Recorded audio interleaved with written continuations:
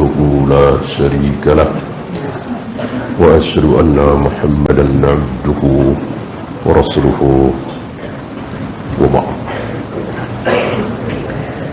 Kita melanjutkan kesesatan Ahlul Kalam. Sinan Ahmad Sinan, seorang ulama, Walid bin Aban Al-Qarabisi.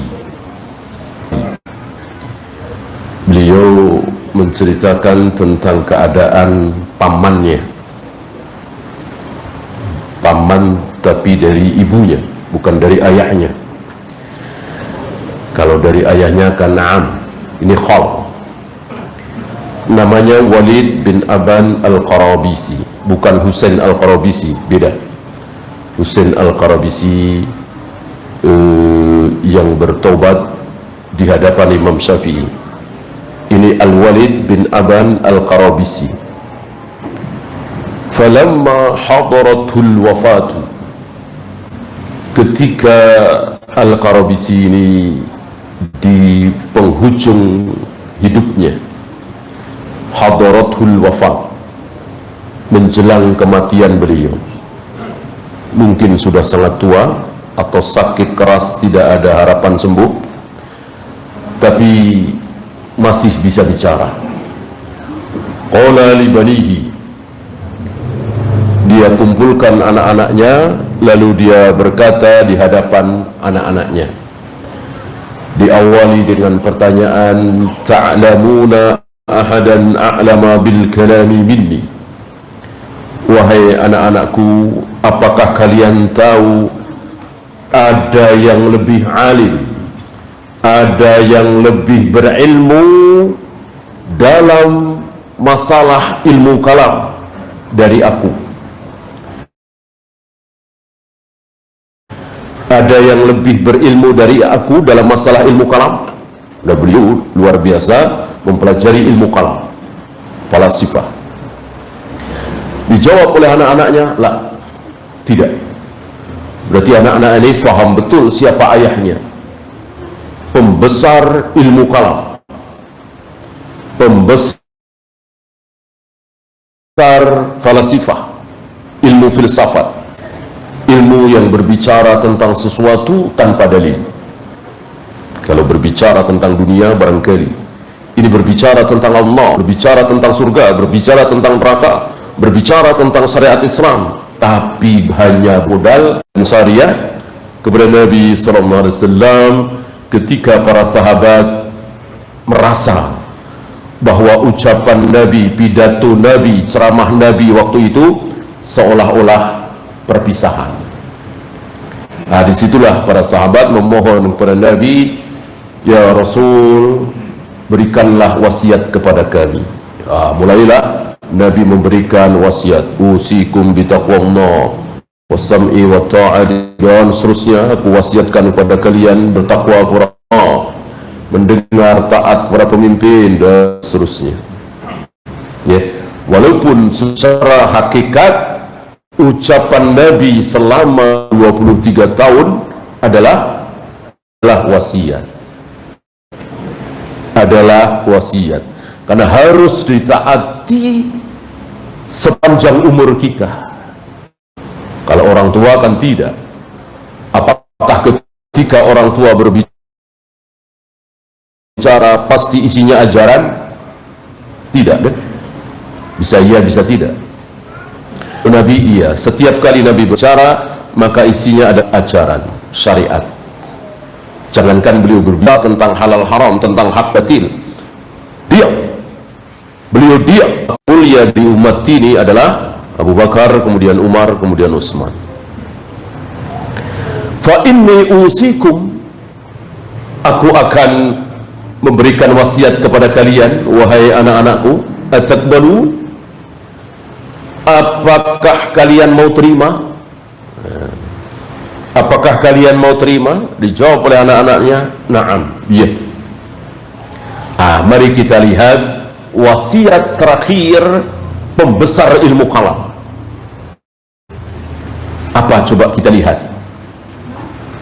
Wasiatnya adalah alaikum bima alaihi ashabul hadith. Ya. Wajib bagi kalian berpegang dengan ucapan ahli hadis. Lihat, wasiatnya berbeda dengan ucapan dia selama ini. Ucapan dia selama ini banyak sekali meremehkan ahlul hadis dan ahlul kalam seperti itu, mencemoohkan hadis. Bagaimana ledekan mereka terhadap hadis Nabi Musa menampar pipi malaikat maut, Rasulullah naik turun bertemu dengan Nabi Musa, balik lagi ke Allah. Apalagi Nabi Musa dilempar dari Mesir ke Masjidil Aqsa. Apalagi banyak hadis-hadis yang diledek oleh mereka, ditertawakan oleh mereka. Mereka membuat para ahlul hadis dibikin seolah menjadi bulan-bulanan. Ucapan siapa ini? Ucapan Imam Ahmad sebelum kedatangan Imam Syafi'i di Baghdad. Sebelum Imam Syafi'i datang ke Baghdad, kami para pelajar hadis yang belajar tentang hadis diledek, dibikin bulan-bulanan, dicemooh. Barangkali mirip-mirip hari ini yang pada kuliah filsafat di perguruan tinggi Islam, banyakkan negeri, mereka ngeledek. Kita ini kayak antum ngaji seperti ini, ngaji hadis, sami'na wa ata'na terhadap kisah Nabi Musa tadi, Isra Mi'raj tadi, diledek. Ya, macam-macam ledekannya.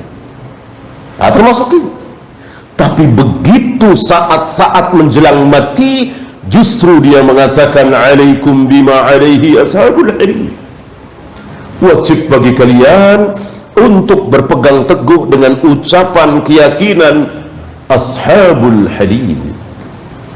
Ternyata benar apa yang menjadi ucapan sebagian a'immah, bahwa mereka itu mempelajari filsafat ahlul kalam itu di mulutnya saja, gaya-gayaan saja, sok-sokan saja. Hati mereka tidak meyakini.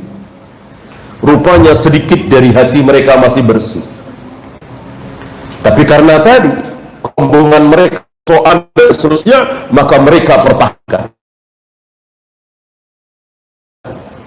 dengan cara ngeledek, sedang menghabiskan waktu untuk menghafal Al-Quran. Diledek oleh mereka, ngapain dihafal? Yang penting isinya. Isinya itu jauh lebih besar dari hafalan, betul. Tapi tidak boleh meremehkan hafalan, karena hafalan ini juga bagus, luar biasa. Apalagi mereka ngeledek hafalan, mencemooh hafalan, yang penting isinya, tapi isinya juga mereka tidak paham. Malah mereka salah paham terhadap isinya. Fa inni ra'aitul haqqa ma'ahum. Sungguh aku melihat kebenaran itu ada pada diri mereka. Kebenaran itu bersama mereka, bukan bersama aku. Begitu. Maka barangkali antum pernah dengar kisah ahlul kalam besar di negeri kita ini, dijuluki cendekiawan muslim. Di akhir hayatnya, konon ceritanya, minta dibacakan sesuatu. Ada yang mengatakan minta dibacakan syahadat.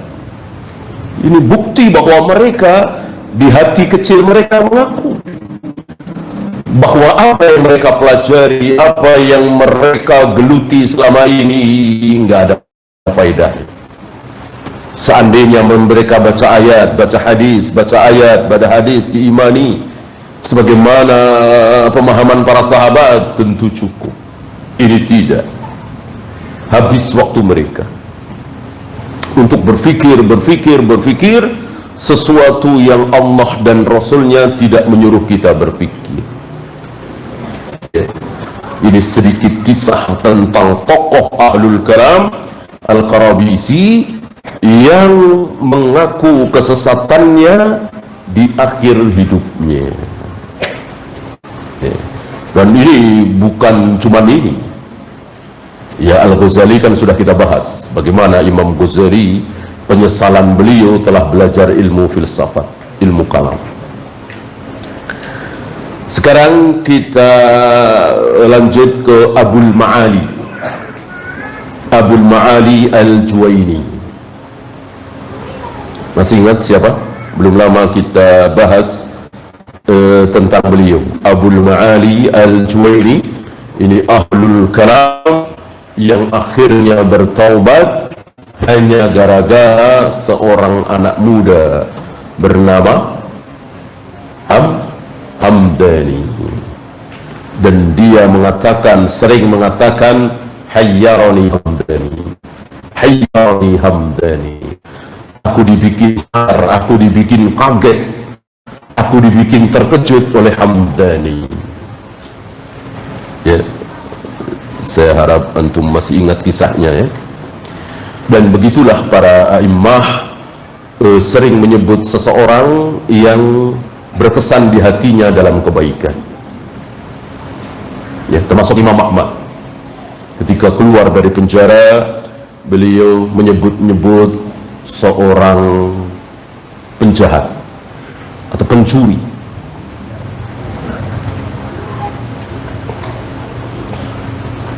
Abul Ghaisam, karena satu sel dengan Imam Ahmad, ya.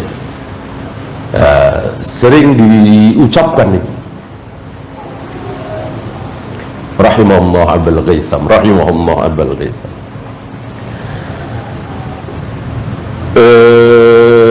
Orang Imam Ahmad di penjara karena mempertahankan pendapat beliau, keyakinan beliau bahwa Al-Quran adalah kalamullah, bukan makhluk. Sampai dicambuk, sampai di penjara.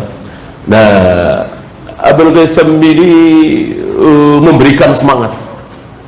Ya Syekh, ya Imam Ahmad, aku di penjara di sini itu karena aku berbuat maksiat, mencuri, berbuat jahat, berbuat dosa. Aku sabar. Ya, artinya senyum, tenang, enggak mencaci maki, aku sabar. Ya, maka engkau mestinya lebih sabar. Kenapa? Karena engkau di penjara, karena engkau mempertahankan kebenaran. Tambah semangat beliau. Seolah malu kalau beliau tidak sabar. Seolah si penjahat ini memberikan nasihat kepada Imam Ahmad, jangan kendor, jangan lihat untuk tetap mengatakan bahwa Al-Quran bukan makhluk, Al-Quran kalamullah. Jangan sekali-kali mencoba mengatakan seperti yang lain, Al-Quran makhluk, Al-Quran bukan kalamullah, agar dibebaskan dari penjara.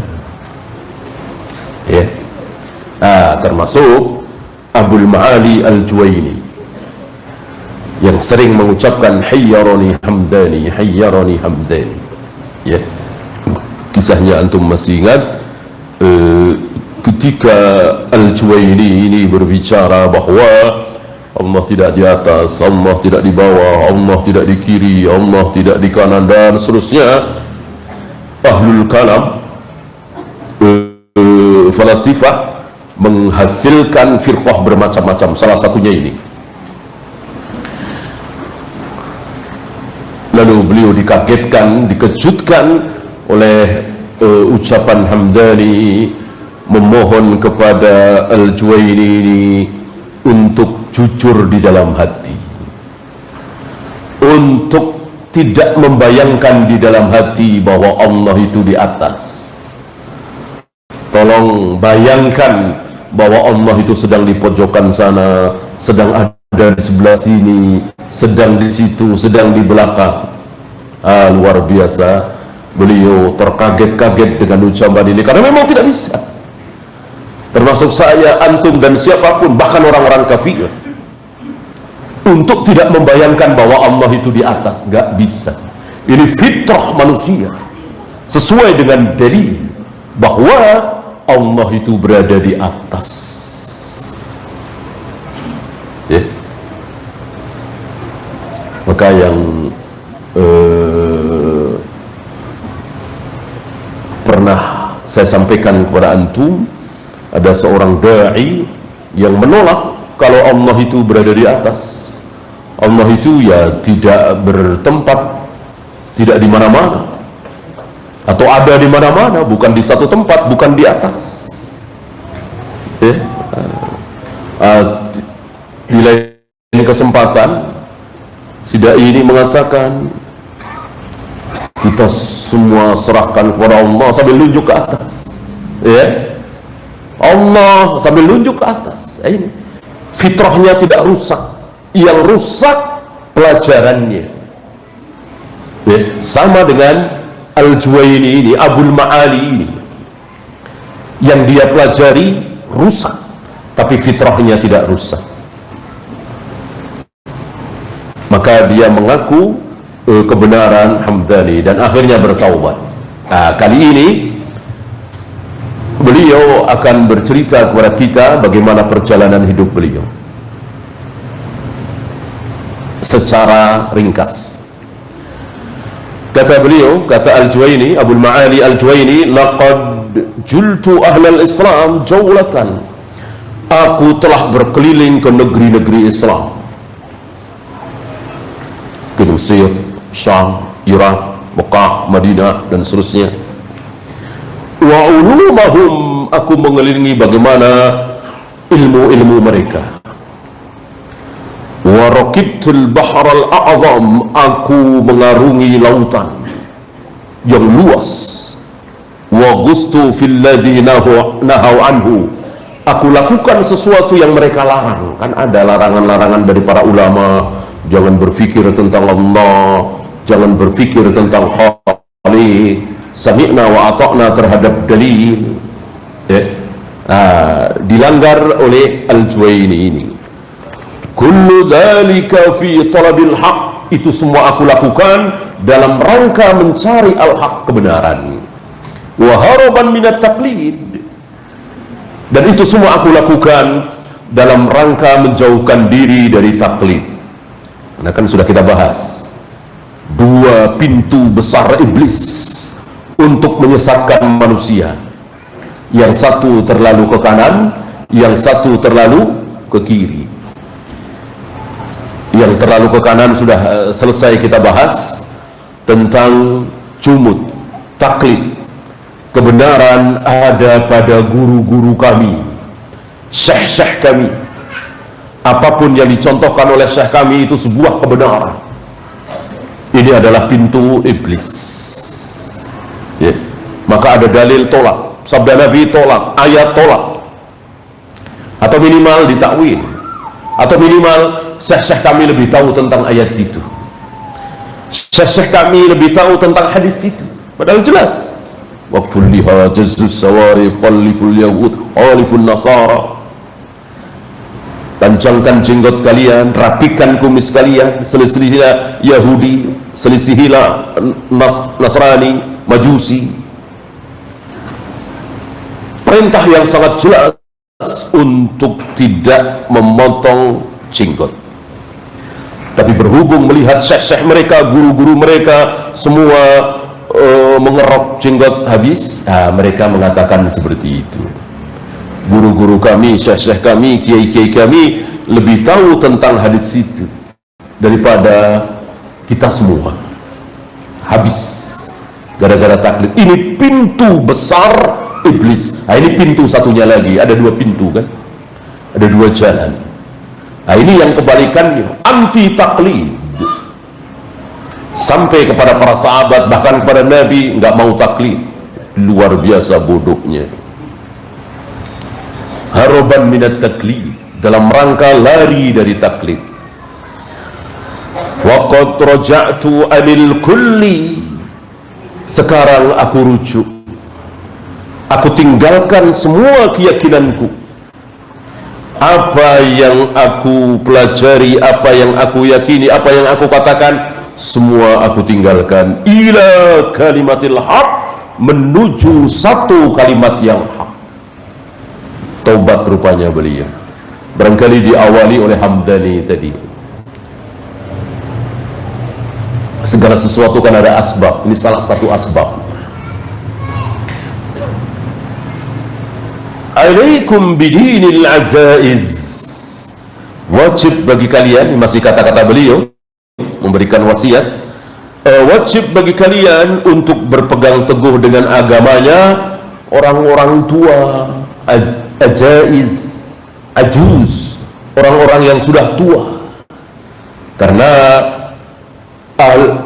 ilmu kalam itu, falasifah itu mengena anak-anak muda yang tadi gaya-gayaan, sok-sokan tadi.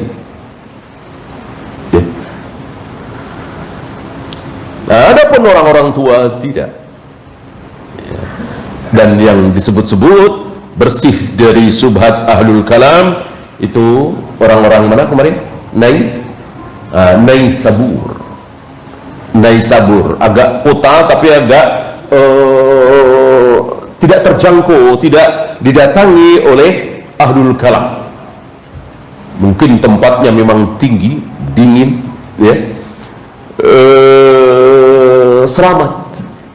Maka banyak dari mereka, saya kira termasuk Al-Juwaini, menghayalkan seandainya aku menjadi nenek-nenek atau kakek-kakek Naisabur, bertani, berladang, kerja, pulang ke rumah, sholat berjamaah, enggak ngedengar subhat, ya, dengar khatib naik mimbar berbicara tentang surga, berbicara tentang neraka, kewajiban sholat dan seterusnya, sederhana.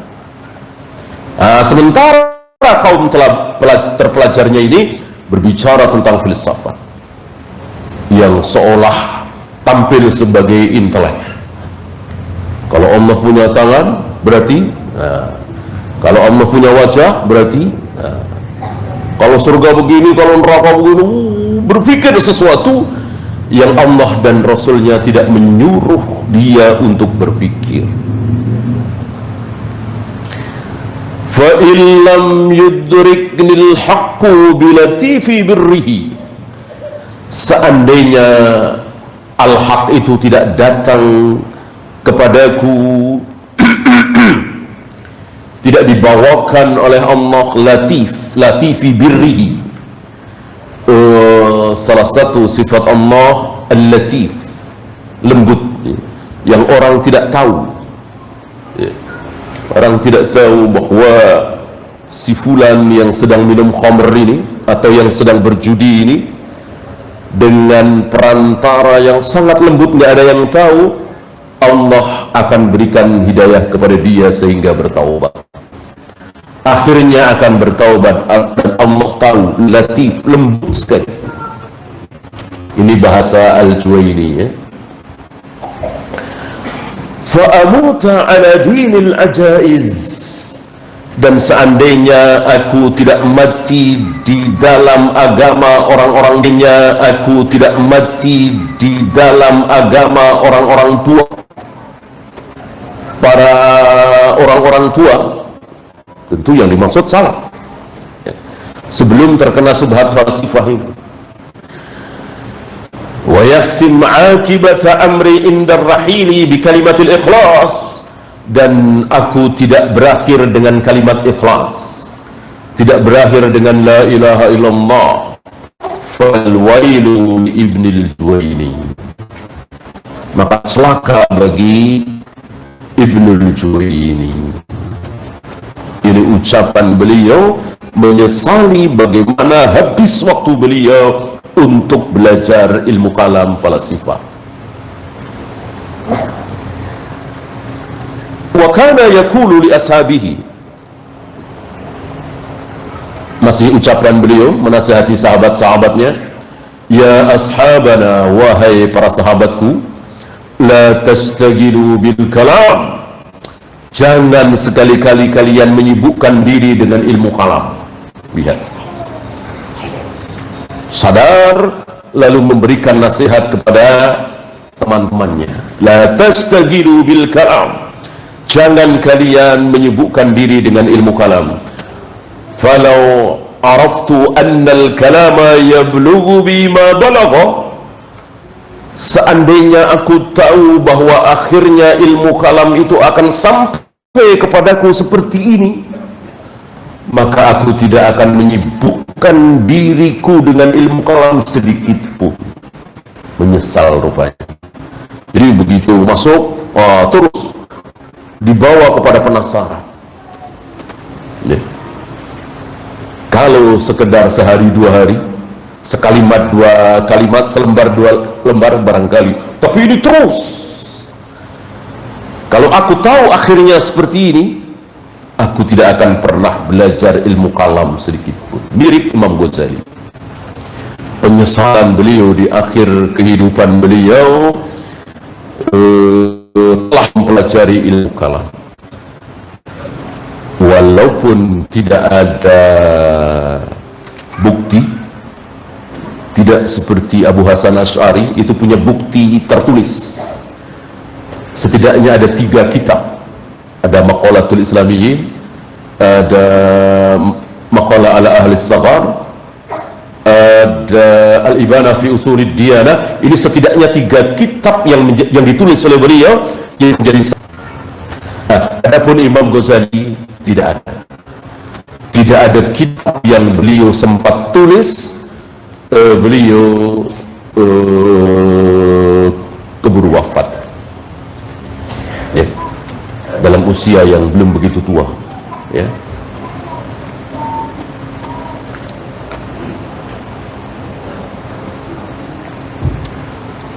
Hanya didapati ada Sahih Bukhari, hanya didapati ada Sahih Bukhari di pelukan beliau saat beliau wafat.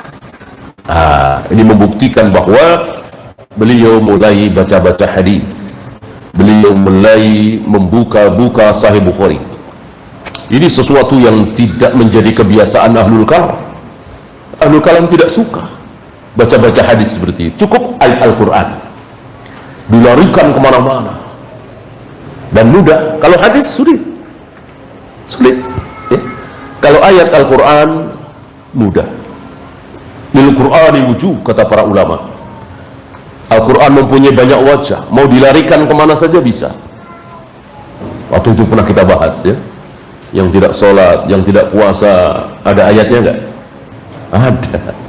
Ada ayatnya. Malas sholat, malas puasa, ada ayatnya. Yang bilang semua agama sama, semua agama benar, ada ayatnya. Ada saja. Dilarikan ke sana kemari. Tapi dengan hadis, si orang-orang sesat, jangan lawan mereka dengan ayat Al-Quran, lawanlah dengan hadis. Maka mulai muncul taskik, penyebar keraguan dengan kalimat-kalimat batin. Ingat, hadis ditulis itu 100 tahun setelah Nabi wafat, membuat keraguan agar kaum muslimin meninggalkan hadis. Hadis itu ditulis baru 100 tahun setelah Nabi wafat, berarti banyak penyimpangan. Periwayat lewat di situ ada yang begini, intinya merendahkan Imam Bukhari, merendahkan Imam Muslim, Abu Daud, Tirmidzi dan seterusnya.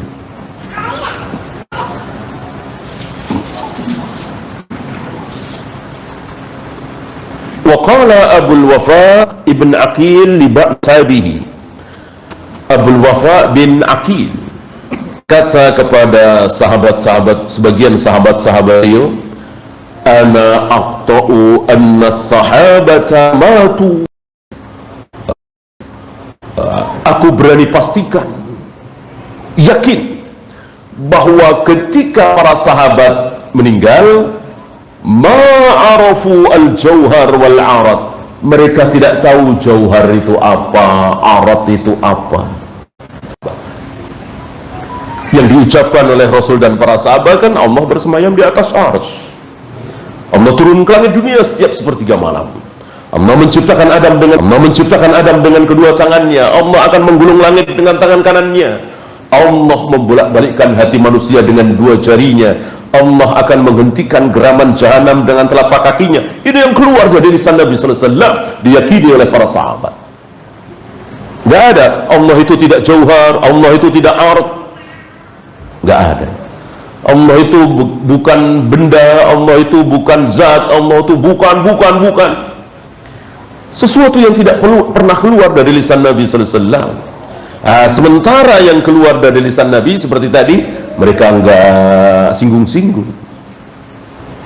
Ya. Hampir tidak pernah keluar dari mulut mereka, Allah menciptakan Adam dengan kedua tangannya, Allah akan menggulung langit dengan tangan kanannya. Padahal itu ada di Al-Quran apa tidak? Ada.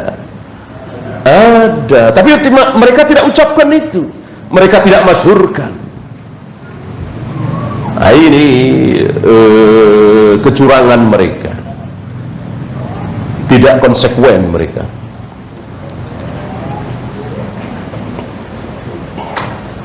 Nah, Abul Wafa bin Aqil mengatakan, aku yakin, aku berani pastikan bahwa para sahabat itu meninggal dan mereka nggak tahu apa itu jauhar, apa itu arab.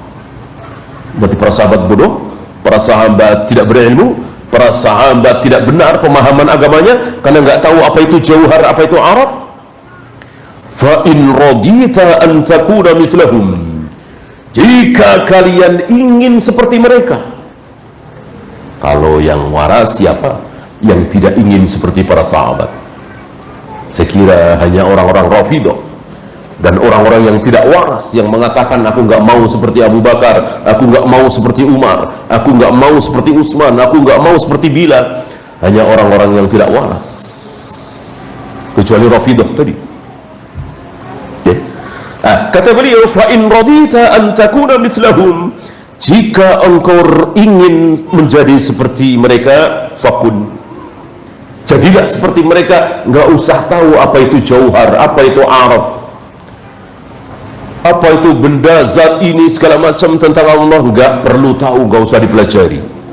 Wa in ra'aita anna tariqatal mutakallimina aula min tariqati Abi Bakr wa Umar, jika engkau beranggapan bahwa jalan yang ditempuh oleh al-mutakallimin, alul kalam, itu lebih baik dari jalan yang ditempuh oleh Abu Bakar dan Umar, fabi'sa ma ra'aita, buruk sekali, jelek sekali, busuk sekali pendapatmu.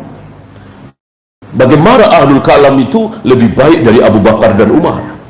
Jalan yang ditempuh oleh ahlul kalam lebih baik dari jalan yang ditempuh oleh Abu Bakar dan Umar. Ini aneh seaneh-anehnya, batil sebatil-batilnya kalimat ini. Sementara Abu Bakar dan Umar, jalan yang ditempuh oleh Abu Bakar dan Umar beda dengan apa yang ditempuh oleh ahlul kalam itu. Abu Bakar dan Umar hanya mengatakan apa yang Allah katakan, hanya mengatakan apa yang Rasul katakan.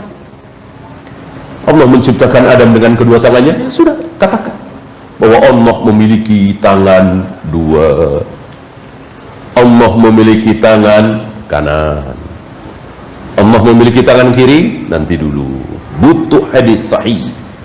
Sementara yang ada di Sahih Muslim didhaifkan oleh para imam, karena walaupun perawinya sahih tapi menyalahi perawi yang lebih sahih, kan jadinya sad, kan?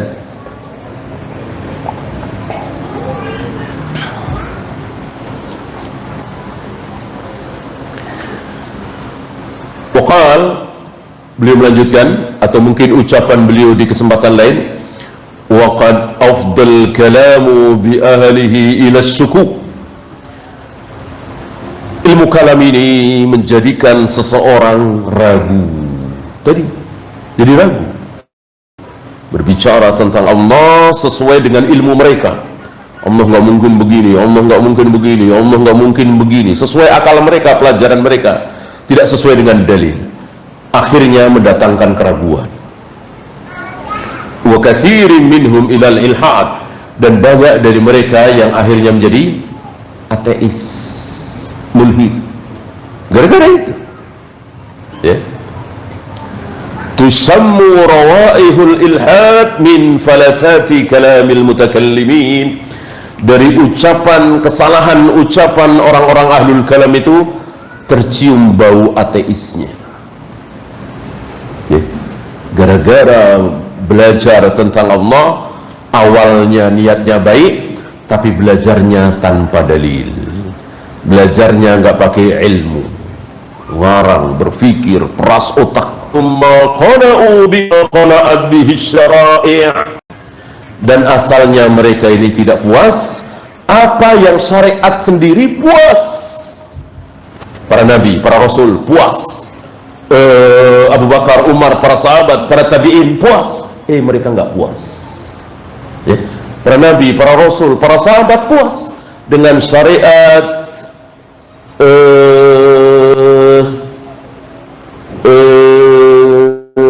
mencium hajar aswad misalnya, ya kan? Udah puas. Allah nyuruh cium, cium, selesai. Mereka tidak. Kenapa harus dicium? Adakah sesuatu? Ada apa di balik itu? Kurang kerjaan. Ya. Artinya tidak sami'na wa ata'na, tidak sikoh terhadap qaul Allah wa qaul Rasul. Belum nanti melempar jumroh dipikir. Gitu. Dan lain-lain yang kita nggak ada pembahasan, cukup sami'na wa ata'na. Mereka berpikir. Lihat para sahabat terhadap Nabi. Ketika Nabi sholat bersama para sahabat di luar masjid, ya, memakai alas kaki, sendal, tiba-tiba Nabi dibisiki oleh Jibril bahwa di sendal beliau ada qadar, ada najis. Maka beliau lepaskan sendal beliau. Gimana para sahabat? Langsung tanpa dikomando dilepas sandalnya. Itu cara beragama. Apapun yang dilakukan oleh Nabi, ikuti, tirukan, karena Nabi nggak mungkin salah. Maksum beliau. Berarti cerdas para sahabat. Mereka tidak. Kenapa Nabi melepas sendal?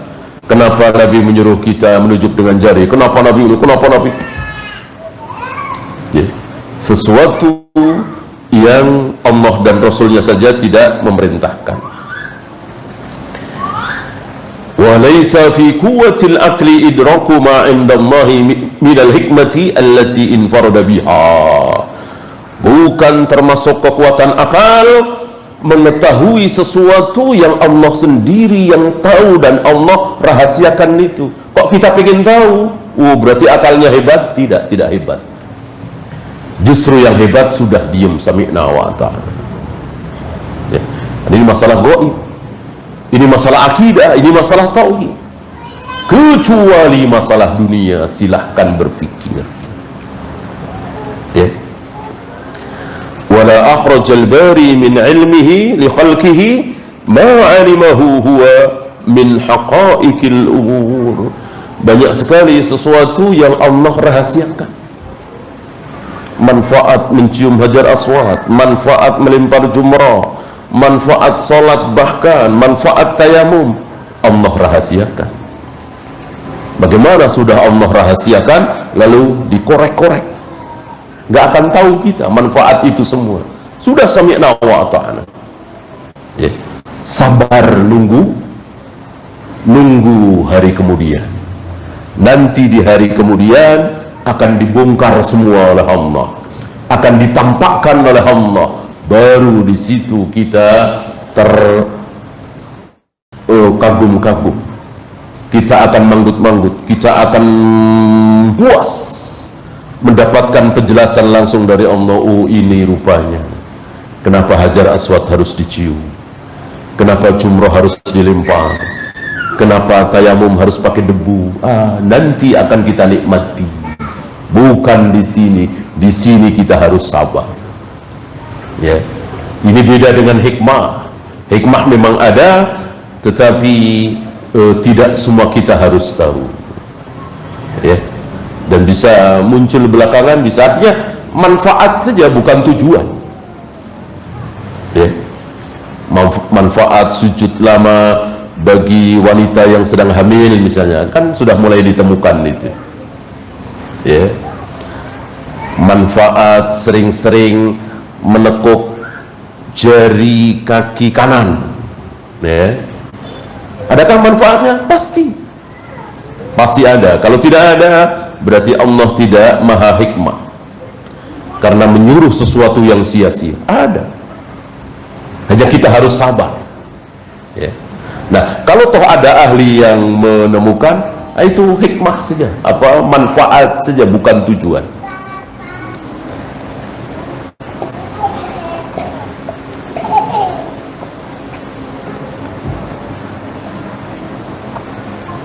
Ya, itu saja kita akhiri. Subhanakallahumma bihamdika asyhadu an la ilaha illa anta astaghfiruka wa atubu ilaik. Assalamualaikum warahmatullahi wabarakatuh.